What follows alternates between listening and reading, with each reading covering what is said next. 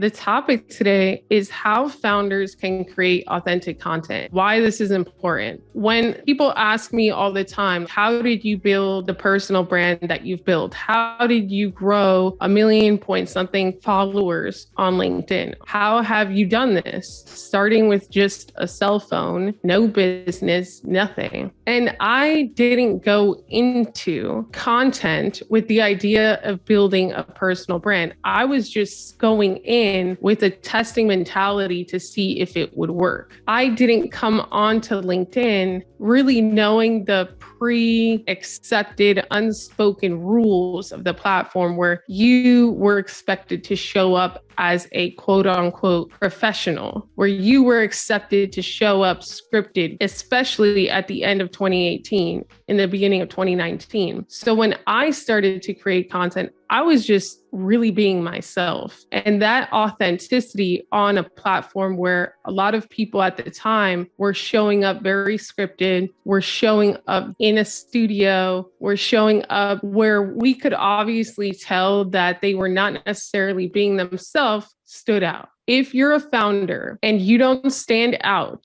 there's a big possibility of missed opportunity, not just the ability to attract new clients. But what about the ability to attract other leaders, potential partners, potential mentors, potential investors that could help take your business to the next level, potential communities that you could plug into and grow your business, learn from them, learn from other leaders in that community, partner with them, collaborate. There's so much on the table if you continue to remain invisible. And the number one way for you to begin to stand out with the least resistance, with the least amount of tech, with the least amount of resources that you would have to put into it, that will give you the most return is to truly just start creating authentic content. Now, there are things that will start to happen. And why is this so important? Because Ogilvy recently did this case study, and they have found continuously that the trust factor with people creating content is just so low. People are so sick and tired of looking at content that all looks the same. The Instagram influencers that take a picture in the morning and their makeup looks perfect, and they're in obviously a very staged setting in matching pajamas all the time, where obviously we probably know that that's not really how they wake up in the morning. So this level of trust, because content has been so fake of recent, has really diminished. So the only way to combat that, the only way to combat and to earn your prospects' trust and people's trust that you're really trying to reach online is to actually just be authentic.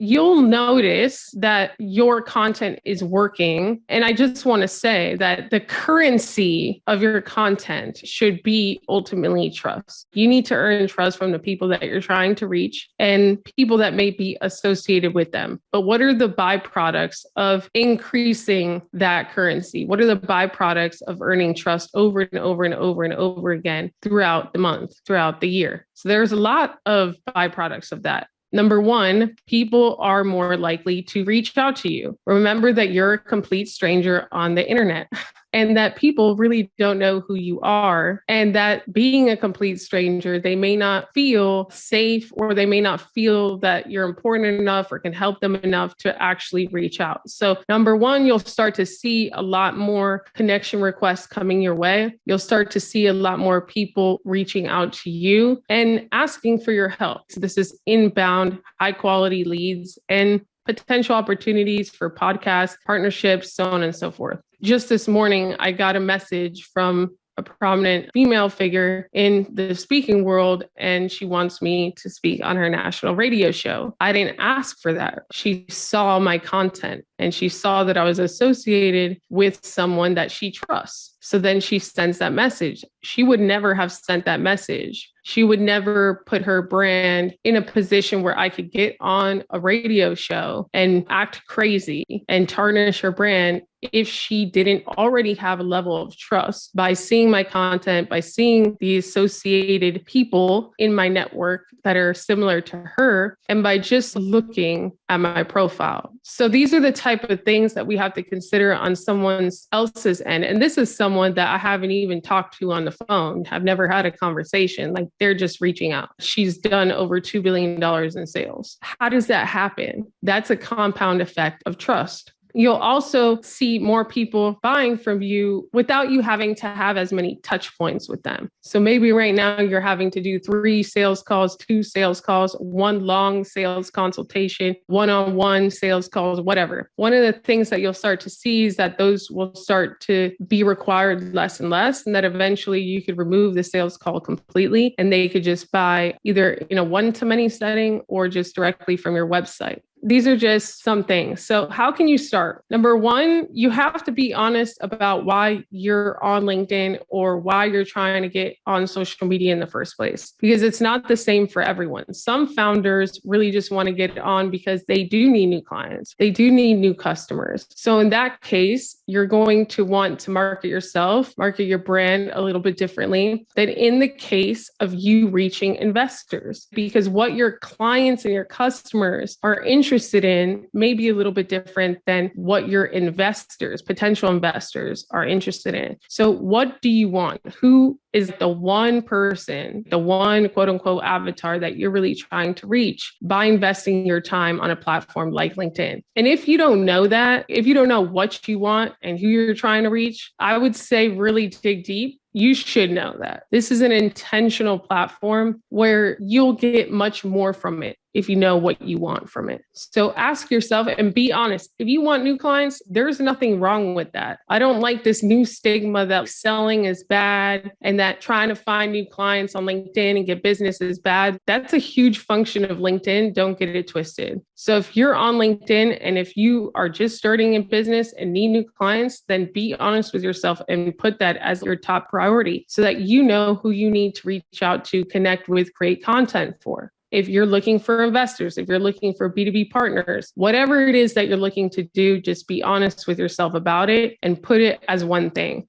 I will say this, if you're trying to do too many things at once, especially when you're starting to create your authentic content, you may start to confuse people. So when you first start, focus on one goal. That's either to get new clients, to get investors. Your number one goal is to get a bunch of paid speaking engagements, to get on podcasts, to grow your podcast. It should start with the highest priority one. Now, that's not to say that as you grow, as your visibility compounds, as your trust compounds, that if your number one goal was to get paid speaking engagements, that you're not going to also get invited to the podcast and things like that. It's kind of like a snowball effect. Yes, you will. But in the beginning, you really need to focus on one thing and one person. So now that you know who you want to attract and what your metric is that you're going to look to, you have to commit, because we can't go into things saying like, hey, I want to impact more people. I want to reach more people, but I also don't want to put in the time, the energy. I don't want to put myself in a vulnerable situation sometimes to create content. You can't have the best of everything and not do the work. If you want to truly impact people, and I know that you're probably the type of person that does, if you actually want to reach more people and build an emotional connection with them, and we'll talk about the importance of that shortly, if you want to go from commodity to really being somebody that stands out as a leader in your niche on LinkedIn, it's just logical following that you're going to have to create content and that it's not going to be once in a blue moon. You're going to have to create it consistently.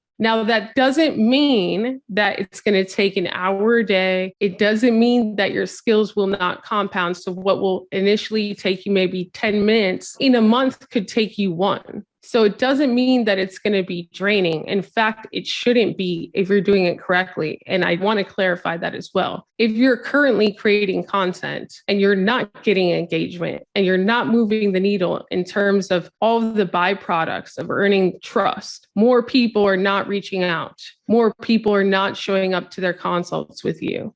more people are not buying from you, more people are not joining your network and following you, then something's not right, because that should be happening, especially if you're putting time and energy into something. So you have to commit, because trust is a byproduct of consistency. It's a byproduct of the little things. There used to be this marketing rule of 7. Well, that was when people were seeing like 500 pieces of content or 500 advertisements a day. Now people are seeing 5,000. So you have to 10x that rule. So now let's assume that people have to see you 70 times instead of 7 times before they take action. If they have to see you 70 times and you're not posting daily, it's going to take a very long time. It could take up to a year, more than a year, for them to see you 70 times. It'd take a year and maybe 3 months. If you're posting twice a week, it could take like 6 months. So you want to compress that. If you post once a day for 70 days, they'll see you 70 times. If you post twice a day for 30 days, they'll see you 60 times. So for me, I like to look at what is going to accelerate trust in the least amount of time. And if it were text, it would be text. If it were imagery, it would be images. But when I look at the data, and I'm a person that also looks at the data because I want to take my own bias out of it, it's definitely video. And there are certain things and reasons for this. And I know that some of the introverts, and trust me, I'm an introvert. Some of the introverts right now are just like, oh, I'm out. This is not happening. I'm not doing video. I'm definitely not doing these imperfect videos.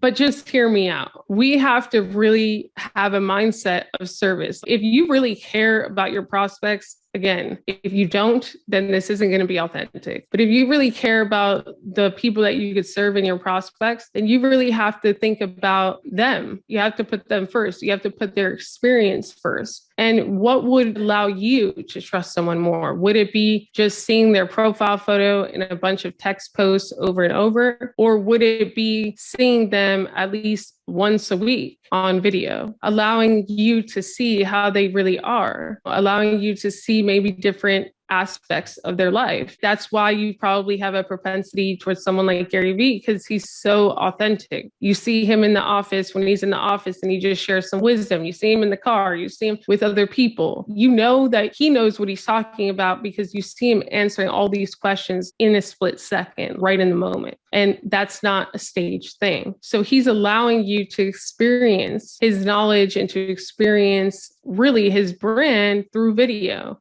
Probably the biggest people that you feel connected to online, Oprah even, right? Even though she did it in a different way through a show, has probably had something to do with video. So let's not negate the power of video just because it may make us uncomfortable or it may cause us to get out of our comfort zone a little bit. When it comes to accelerating trust in the fastest way possible, you're going to want to start with video. Now, that does not mean that you need a whole production, a whole team, a whole editing. Let's start simple with just your phone. Every single one of you probably have a phone. Doesn't matter which phone you probably have the video function on your phone. And your phone really has access to all these channels, including LinkedIn, where you could reach people. What is the difference between you creating something and it flopping and it not getting engagement and then you getting frustrated and wanting to quit, and it actually moving the needle, you getting validation that you're progressing and then you sticking to it? That difference is going to be predicated by what it is that you talk about and how you deliver it. It's not going to be predicated by, oh my gosh, this video is pretty. It has the perfect captions. You're in a great environment. Some of the most engaging and viral videos have nothing to do with perfection and everything to do with the emotional delivery of a message. It's just how someone felt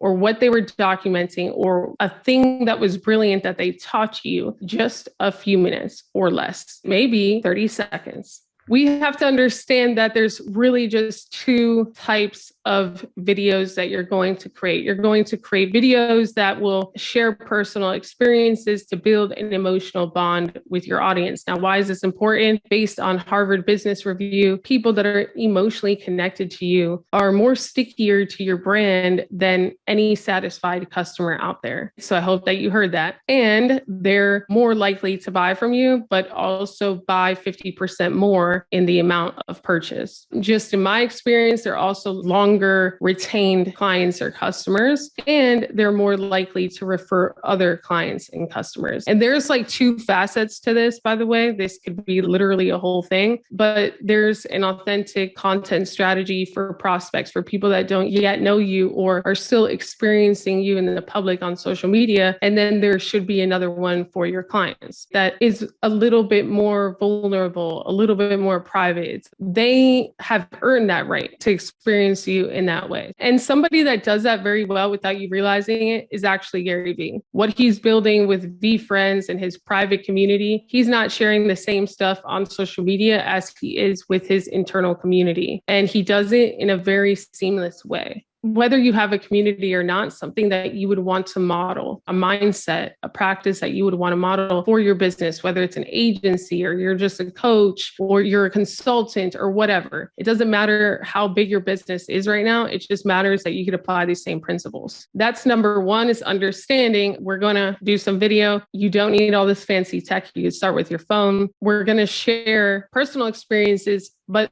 not just random ones. You want to share personal experiences that will help the people that you're trying to attract. And that's the powerful part of your personal brand. And that's the difference between creating authentic content that doesn't sell, that doesn't move the needle, that doesn't attract the right type of person, and creating authentic content that could 3, 5, 10x your business within just a few months. You have to know, this is why one of the first steps is who you want to attract, because you have to know what their struggles are. If you know what their struggles are, if you know how you can help them, then you know on a daily basis what personal experience you could tie to a lesson that could serve them. We've moved to video. We understand why the authenticity is important, that we're going to share personal experiences. But there's another thing that you start to share. You actually, I know this is going to be very shocking. You actually share things that help your audience in an educational way, not an emotional, personal connection way.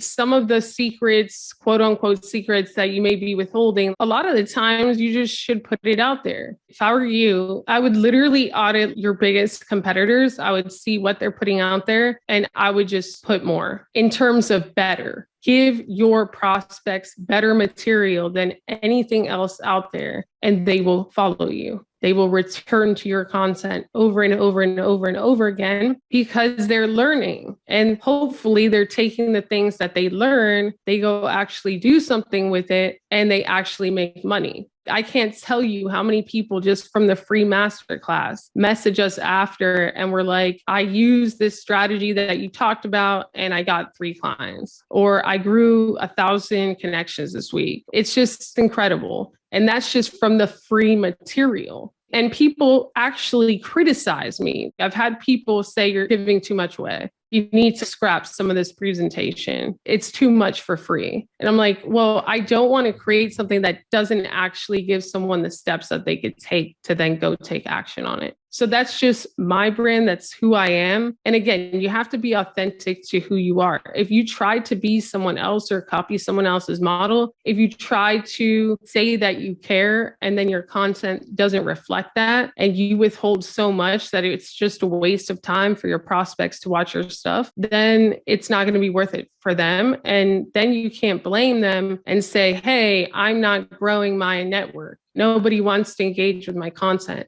That's something that I also want to talk about with the mindset piece, is like, you're not entitled to anyone's attention, anyone's time, anyone's energy, anyone's engagement. You have to earn that. And you, even once you build a big network, you're still not entitled to that. You have to earn it not once, but over and over and over again. And I find it funny that people complain with algorithm changes, but why are you focusing on things that you can't control instead of using that same time, energy, and attention to commit to just creating better content so that people engage and so that it just spreads to more people? I don't know. Those are just things that I think about pretty often, but that's why I don't spend any time complaining. And people don't like just the data here. They don't like to hear complaining from people creating content online. They have enough problems of their own. Why are they going to engage with you if you share something like that from a negative frame? And just remember, what type of impression, what type of emotion do you want to leave your readers, your viewers with every single piece of content that you create? Did it make them feel inspired? Are they walking away from this content better? Was it worth their time? And if the answer to all of those questions is not a yes, then return to the drawing board, because that's another thing that Ogilvy has seen is that people see so much bad content. Unless the content is great, it's not going to stand out to them. Like if your content is just laissez-faire, average, then it's not going to get the engagement that it once did because people are burned out from content. But if your content is truly great, if you put in the effort to truly help your audience, it's going to stand out. So it's not necessarily about just consistency. It's also about qualitative consistency. So thank you so much for your time. God bless you. And again, that's YouGrow, www.yougrow.club. Ciao.